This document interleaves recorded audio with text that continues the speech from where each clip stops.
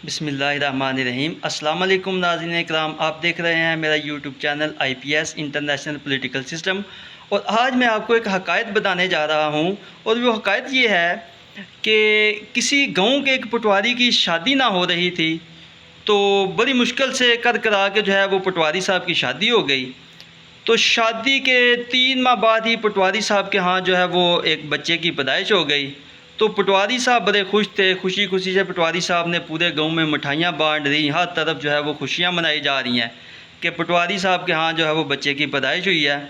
तो सारा दिन मिठाइयाँ खाने के बाद जो है शाम को पटवारी साहब को एक बंदा मिलता है और वो पटवारी साहब से कहता है कि पटवारी साहब, आप बड़ी खुशियाँ मना रहे हैं, आपका ये जो पैदा होने वाला बच्चा है ये हलाल का नहीं है, ये हराम का बच्चा है। आपकी तो शादी को भी 3 माह हुए हैं।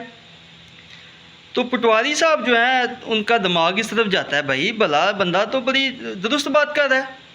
तो पटवारी साहब बड़े गुस्से में फौरी जाते हैं बीवी के पास, भाई ये तुमने क्या किया, अभी तो हमारी शादी को 3 माह हुए हैं, तो हमारा बच्चा कैसे आ गया, ये बच्चा किधर से लेके आई हो। तो वो बीबी जो है वो उसको बड़ी सियानी बीबी थी। वो जनाब उसको बिठाती है, उसको कहती है कि इधर आओ, मैं समझाती हूँ तुम्हें कि ये बच्चा जो है वो कैसे आया। अब आपकी शादी को हो गए हैं 3 माह, मेरी शादी को हो गए हैं 3 माह, 3 माह का हमारा बच्चा है। तो इस तरह कुल मिला के 9 माह हो गए। तो 9 माह के बाद ही बच्चा पैदा होता है। 3 माह जो है वो तुम्हारी शादी को हुए, 3 माह मेरी शादी को हुआ, 3 माह का बच्चा। तो उसने कैलकुलेशन करके उसको 9 माह पूरे कर दिए।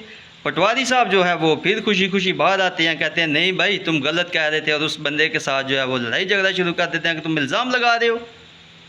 और जो है वो इस बात को दुरुस्त मान लेते हैं कि जो बच्चा जो है वो हलाल का है, वो हराम का नहीं है।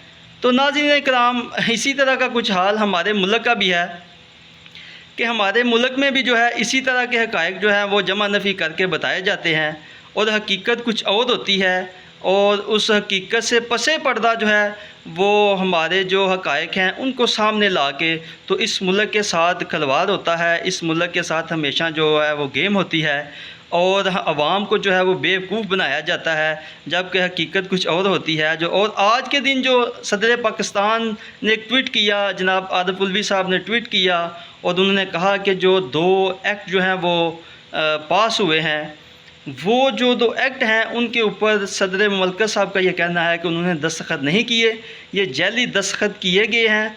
और देखें नाज़रीन, ये जैली दस्तखत करके इस तरह के कवानीन पास किए जाते हैं, तो ये मुल्क व कौम के साथ बहुत बड़ी ज़्यादती है। इससे कबल भी साइफ़र के मामले के ऊपर मुल्क में बड़ा तहलका मचा था और साइफ़र जो है उसके ऊपर आज तक गिरफ़्तारियाँ नहीं रुक रहीं।